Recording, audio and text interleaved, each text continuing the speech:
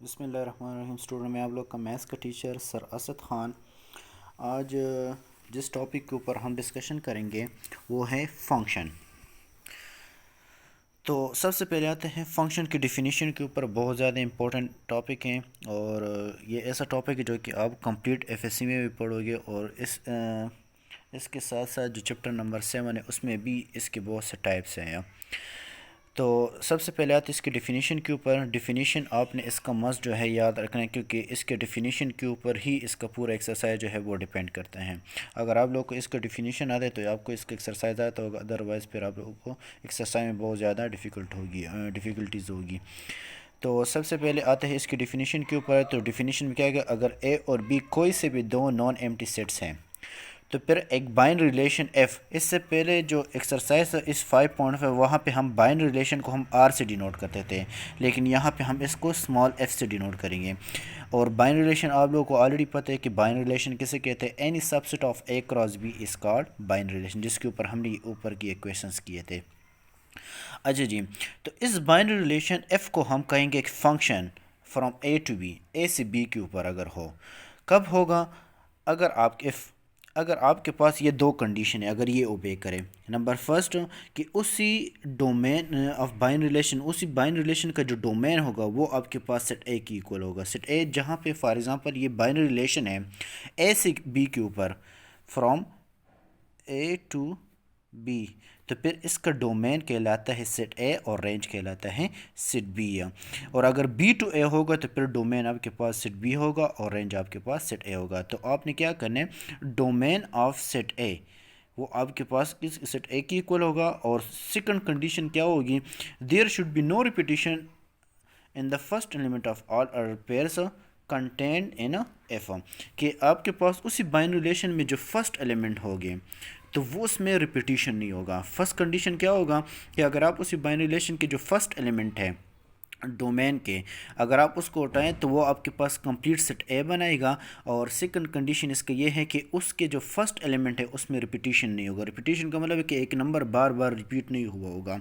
तो ये दो कंडीशन है। या सिम्बॉलिकली हम इसको लिखते हैं F is a function from A to B. तो यहाँ पे इसको समझने के लिए यहाँ पे हम एक एग्ज़ाम्पल है इसको देख लेते हैं। इस एग्ज़ाम्पल में जो आप लोग का पेज नंबर 110 के ऊपर है, एग्ज़ाम्पल नंबर 20, इसमें आपको कहते हैं कि इफ़ ए सेट आपके पास है 1 2 3 and B set A B C D, तो आपको क्या कहते हैं, then which of the following are function, कि इनमें से कौन से जो बाइनरी रिलेशन है ये फंक्शन है। तो जब यहाँ पे आपसे पूछे कि ये बाइनरी रिलेशन कौन से है जो कि फंक्शन बनाते, तो आपके जहन में डायरेक्ट जो है इसका डिफिनीशन आना चाहिए कि फंक्शन किसे कहते हैं। कि अगर आपके पास एक बाइन रिलेशन है और उसके जो ऑर्डर पेयर के जो फर्स्ट एलिमेंट हैं ये उठा के चेक करे तो ये आपके पास कंप्लीट सेट ए बनाएगा, तब ये फंक्शन का फर्स्ट कंडीशन ओबे करेगा। फिर सेकंड कंडीशन इसका क्या होता है कि इसके फर्स्ट एलिमेंट में, मतलब उसके हर ऑर्डर पेयर में के जो फर्स्ट एलिमेंट उसमें रिपीटिशन नहीं होगा। तो आप आते हैं इस फर्स्ट एग्जांपल के ऊपर जो बाइन रिलेशन F1 है। आप देखिए फर्स्ट कंडीशन क्या है कि इसके जो फर्स्ट एलिमेंट होगा वो सेट ए बनाए। तो देखिए 1 2, तो देखते हैं कि ये सेट ए बनाते हैं कि नहीं बनाते। तो देखिए 1 2, तो इसमें 3 एलिमेंट नहीं है। देखिए इस बाइनरी रिलेशन में 3 एलिमेंट नहीं है। जो 3 एलिमेंट नहीं है तो इसका मतलब यह है कि ये नॉट अ फंक्शन। कोई सा भी एक कंडीशन भी ओबे ना करें तो फिर ये आपके पास फंक्शन नहीं कहलाता। अब आते हैं सेकंड कंडीशन, सेकंड जो बाइनरी रिलेशन है 1 2 3 3। तो देखिए इन तीनों को उठा के चेक करें तो ये आपके पास ये सेट ए बनाता है। अब तो फर्स्ट कंडीशन ये ओबे हो गया कि domain of this binary relation is equal to set A. अब आते हैं सेकंड कंडीशन के ऊपर कि क्या इसके डोमेन में रिपीटिशन तो नहीं है। तो देखिए 1 2 3 3, देखिए 3 3 रिपीट हुआ है। तो इसका मतलब ये है कि ये भी आपके पास फंक्शन नहीं है। तो इसका जो रीज़न है वो क्या है, इसका रीज़न ये होगा, फर्स्ट जो है वो आपके पास domain is equal to set A है। सेकंड इसका रीज़न ये होगा there are repetition in first element of in each order pair. अब आते हैं थर्ड बाइनरी रिलेशन के ऊपर 1 2 3। तो देखिए डोमेन सेट ए की इक्वल है। अब देखते कि क्या डोमेन में तो रिपीटिशन नहीं है। तो देखिए 1 2 3, तो देखिए डोमेन में रिपीटिशन भी मतलब एक नंबर रिपीट भी नहीं हुआ, तो इस लिहाज से ये आपके पास फंक्शन है। या अच्छा जी, अब आते हैं फोर्थ के ऊपर 1 2 3। तो देखिए 1 2 3 देखिए सेट ए बनाता है, तो इसका मतलब है कि डोमेन सेट ए की इक्वल है। अब देखते कि क्या सेकंड कंडीशन ओबे करती है कि नहीं करता है। तो देखिए 1 2 3, तो इस देखिए सेकंड एलिमेंट में जो फर्स्ट एलिमेंट है उसमें रिपीटिशन भी नहीं हो रहा, तो इस लिहाज से ये भी आपके पास क्या है, फंक्शन है। अब इसको सॉल्व करने के लिए यहाँ पे ये प्लेट डायग्राम बने हुए, इसको कहते हैं प्लेट डायग्राम। इसको समझने के ये सबसे बेस्ट वे हैं किसी भी रिलेशन को समझने के, क्या वो फंक्शन बनाते हैं कि नहीं बनाता। तो यहाँ पे देखिए ये आपके पास सेट ए, ये आपके पास सेट बी और ये F1 इसके ऊपर एक बाइनरी। अब सेट ए के अंदर आपने सेट ए के एलिमेंट लेके 1 2 3, सेट बी के अंदर सेट बी के एलिमेंट देके, और यहाँ पे बाइन रिलेशन 1 किसके साथ एसोसिएट है, ए के साथ, तो देखिए 1 को ए के साथ मिलाए। फिर 2 किसके साथ है, वो बी के साथ, तो देखिए 2 को इस बी के साथ मिलाए। तो यहाँ पे देखिए एलिमेंट जो है वो एम्प्टी रहता है, तो इस लिहाज से ये आपके पास फंक्शन नहीं है। तो देखिए डोमेन सेट ए की इक्वल नहीं है। यहाँ पे डोमेन में कोई भी एलिमेंट जो है वो एम्प्टी नहीं रहना चाहिए। अगर कोई सा जो है यहाँ पे अनपेड रहेगा तो ये आपके पास फंक्शन ही है। और दूसरी बात ये है कि आपके पास जो डोमेन है उसमें इस तरह का वी सिंबल नहीं बना चले, इस साइड से इस तरह का वी सिंबल नहीं बना चाहिए। जब वी सिंबल इस तरह आएगा तो इसका मतलब है कि यहाँ पे रिपीट हो रहा होगा। जैसे कि अब यहाँ पे देखिए इस एग्जाम्पल देखिए यहाँ पर और यहाँ पे देखिए वी का सिंबल बने हुए हैं, तो इसमें ये रिपीटिशन को शो कर रहे हैं, तो ये F2 भी आपके पास फंक्शन नहीं है। अब आते हैं F3 के ऊपर। तो F3 में देखें कोई एलिमेंट यहाँ पे ऐसा नहीं है जो कि यहाँ पे अनपेड हो, तो देखिए, और दूसरी बात यहाँ पे वी का सिंबल भी नहीं बना, तो ये आपके पास क्या है, ये आपके पास फंक्शन है। और इसमें भी देखिए यहाँ पे इस साइड पे वी बने कोई फ़र्क नहीं, लेकिन आपने इस साइड पे जो है वी नहीं बनाने। तो देखिए 1 2 3 अनपेड आपके पास कोई एलिमेंट नहीं रहेगा, और दूसरी बात ये यहाँ पे देखिए रिपीटिशन भी नहीं है, मतलब यहाँ पे वी का सिंबल भी नहीं बना। तो ये था एग्जांपल फंक्शन से रिलेटेड हो। इसका जो नेक्स्ट टॉपिक है वो है आपके पास डोमेन, कोडोमेन और रेंज ऑफ द फंक्शन। तो यहाँ पे आते हैं कि डोमेन किसे कहते हैं, कोडोमेन किसे कहते हैं और रेंज किसे कहते हैं। तो हमेशा याद रखें जो कंप्लीट सेट ए होता है उसको हम कहते हैं डोमेन, जो कंप्लीट सेट बी होता है उसको हम कहते हैं कोडोमेन।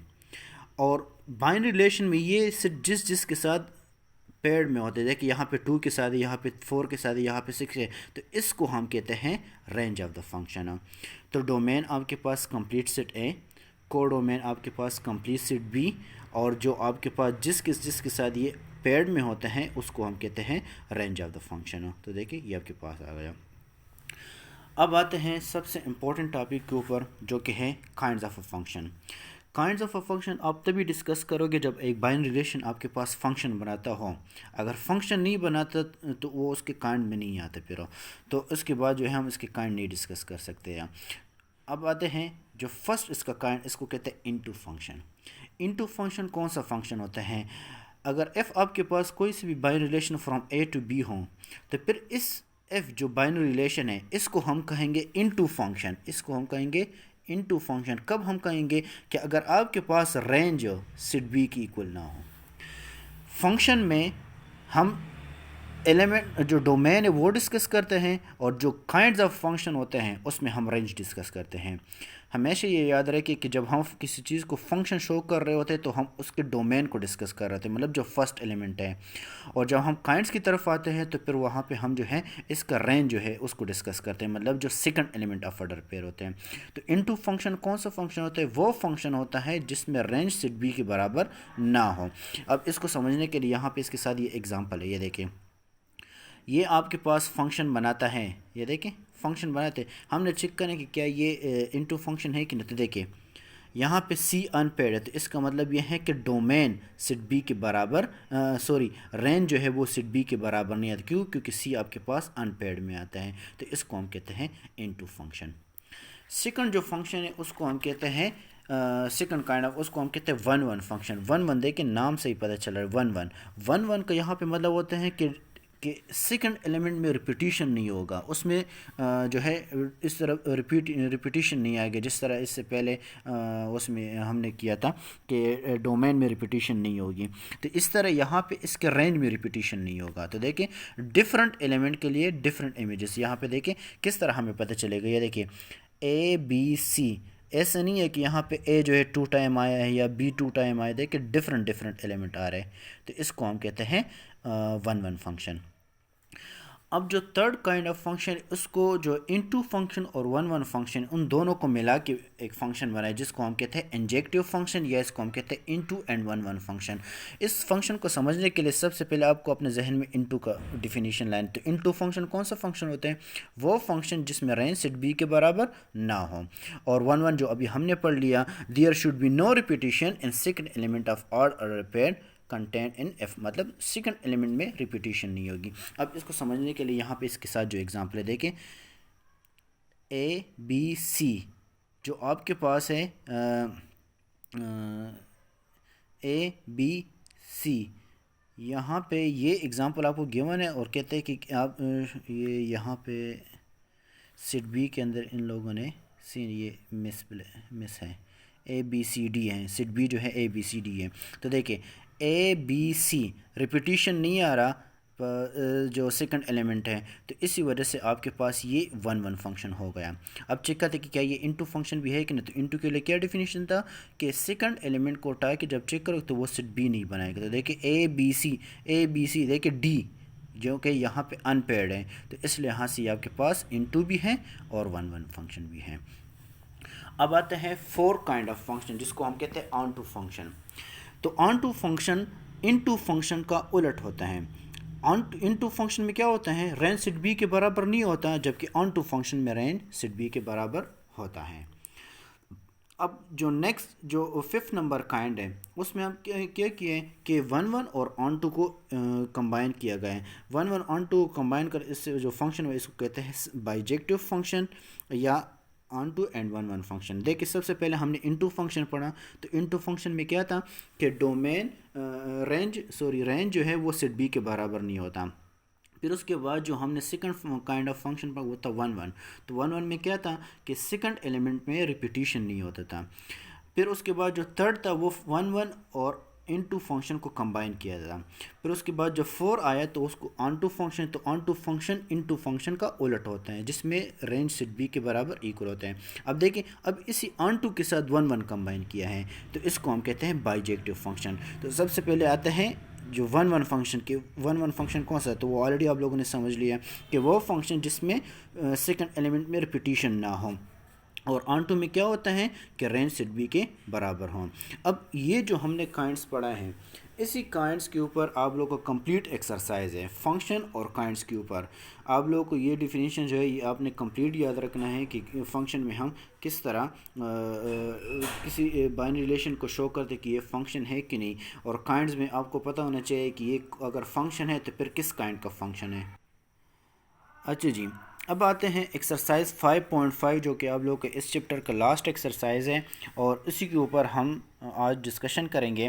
तो एक्सरसाइज 5.5 का जो क्वेश्चन नंबर 1 वो क्या कहते हैं, अगर ए सेट आपके पास है 1 2 3 4, बी सेट आपके पास है 6 7, तो आपसे क्या कहते हैं and the following are relation from A to B. ये आपके पास जो R1 R2 R3 एक बाइनरी रिलेशन है ए से बी के ऊपर। तो आपको क्या कहते हैं, then state whether these are the function और नॉट, कि क्या ये फंक्शन है कि नहीं है।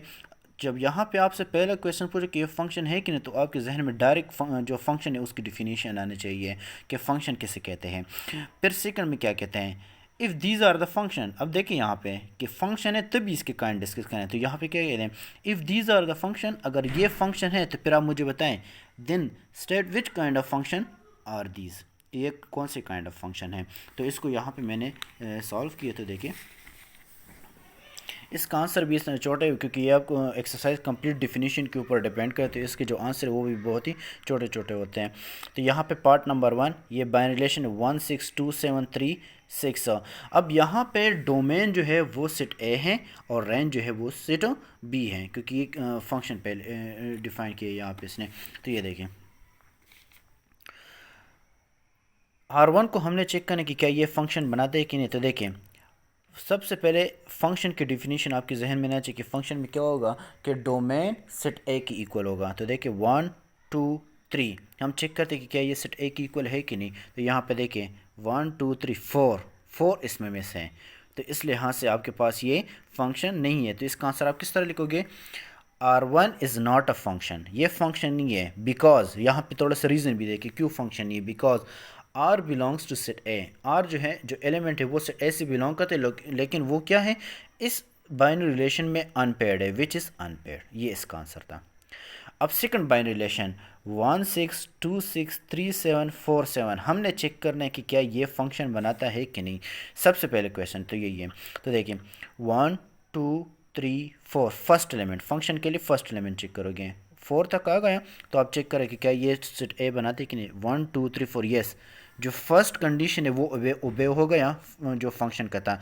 और अब देखते हैं सेकंड कंडीशन, सेकंड कंडीशन क्या था कि फर्स्ट एलिमेंट में रिपीटिशन नहीं होगी, 1 2 3 4 रिपीटिशन भी इसमें नहीं है, और 2 इज़ अ फंक्शन, ये इसका आंसर होगा। ये तो इस क्वेश्चन का फर्स्ट पार्ट था जिसमें आपसे कह रहे थे कि बताए कि क्या ये फंक्शन बनाता है कि नहीं बनाता। अब आते हैं इसके सेकंड पार्ट के ऊपर जिसमें कहते हैं कि अगर फंक्शन है तो बताए कि कौन सा काइंड ऑफ फंक्शन। तो चेक करते हैं काइंड्स ऑफ फंक्शन। तो काइंड्स ऑफ अ फंक्शन के लिए आपने इसका सेकंड एलिमेंट चेक करना है। देखिए 6 7 6 7 रिपीटिशन इसमें हो रहा है, तो इसका मतलब ये है कि 1 1 तो बिल्कुल नहीं है ये। अब आते हैं सेकंड 6 7 6 7, तो यहाँ पे इन दोनों को जब आप कंबाइन करोगे तो ये आपके पास कंप्लीट सेट बी बनाता है। तो देखें जब आपके पास ये कंप्लीट सेट बी बनाएगा तो उसको हम कहते हैं ऑन टू फंक्शन, और जब सेट बी कंप्लीट नहीं बनाएगा तो फिर उसको हम कहेंगे इन टू फंक्शन। तो यहाँ पे इसका आंसर आप इस तरह दोगे, और 2 is a function, it is a onto function, ये इसका जवाब था। अब आते हैं थर्ड रिलेशन के ऊपर 1 6 2 6 3 6 4 6। तो देखिए पहले चेक करें कि क्या ये फंक्शन है कि नहीं। 1 2 3 4 यस, फर्स्ट कंडीशन जो है वो ओबे हो रहा है कि आपके पास 1 2 3 4 कंप्लीट सेट ए बनाते हैं। अब सेकंड चेक करते हैं कि क्या ये जो है इसमें रिपीटिशन तो नहीं है। तो देखिए फर्स्ट एलिमेंट में रिपीटिशन भी नहीं है, तो yes R3 is a function. First condition तो ये होगा जो आपसे मांग रहा था क्वेश्चन में कि क्या ये फंक्शन है कि नहीं, तो हाँ ये फंक्शन है। अब हमने चेक करना कि क्या ये कौन सा काइंड ऑफ फंक्शन है। 6 तो इसमें रिपीटिशन हो रहा है, तो इसका मतलब ये है कि ये 1 1 तो नहीं है। अब कौन से दो मेन फंक्शन रहेगा, एक रहेगा इन टू और दूसरा रह गया ऑन टू। 6 तो इसमें 7 नहीं आ रहा। देखिए सेट बी में जो है वो 7 भी है, तो इसका मतलब है कि ये आपके पास सेट बी नहीं बनाता, तो यहाँ पे रेंज सेट बी के इक्वल नहीं है। तो इस लिहाज से आपके पास ये कौन सा फंक्शन बन गया, इनटू फंक्शन। जब सेट बी की कंप्लीट हो इक्वल होगा तो फिर आपके पास ऑन टू फंक्शन निकल जाता है। तो देखिए R3 is a function, it is onto function, into function, तो ये इसका आंसर था। अब इसी तरह जो क्वेश्चन नंबर 2 है इसी एक्सरसाइज का, which of the following relation on a set are function. यहाँ पे डोमेन भी ये है और रेंज भी ये है, मतलब सेट ए भी ये है और सेट बी भी यही है। तो यहाँ पे ये जिस तरह से पहले एक्सरसाइज 5.4 में हम किए थे, राइट आ बाइन रिलेशन ऑन ए, तो ये एग्जैक्ट वही क्वेश्चन है। यहाँ पे आपके पास ये डोमेन भी है और ये रेंज भी है। तो और उसके लिहाज से पहले क्वेश्चन में तो हमने ये प्रूफ करना है कि क्या ये फंक्शन बनाता है कि नहीं बनाता। फिर सेकंड में हमने ये बताना है state the kind of a function as well, कि ये कौन सा काइंड ऑफ फंक्शन। तो देखिए ये एग्जैक्ट यही क्वेश्चन है जो कि हमने क्वेश्चन नंबर 1 किया है। जब आप इसको समझ गए तो इंशाल्लाह आप ये क्वेश्चन आप लोग खुद कर सकते हो। फंक्शन के लिए आपने फर्स्ट एलिमेंट को चेक करना कि क्या ये सेट बनाता है कि नहीं, और दूसरे इसमें रिपीटिशन तो नहीं हो रहा, और फिर काइंड्स ऑफ फंक्शन के लिए फिर आपने सेकंड एलिमेंट को चेक करना है। होपफुली कि आप लोगों को ये जो आज के जो टॉपिक है वो क्लियर हो चुका होगा। मोस्ट इम्पॉर्टेंट बात जो है वो ये है कि आप लोगों ने फंक्शन के डिफिनीशन और काइंड्स ऑफ फंक्शन ये आप लोगों ने याद रखना है। जब तक आप लोगों को ये याद नहीं होगा तो आप इस एक्सरसाइज को नहीं कर सकते। हालांकि आप लोग खुद देख सकते हो कि इसके आंसर कितने छोटे छोटे, एक ही लाइन में इसके हर एक क्वेश्चन का आंसर होता है। तो इसके ऊपर थोड़ा सा प्रैक्टिस करें और इस जो एक्सरसाइज की जो डिफिनीशंस है वो आप लोग मस्ट याद करें। इंशाल्लाह नेक्स्ट टॉपिक पे इंशाल्लाह कल मिलेंगे।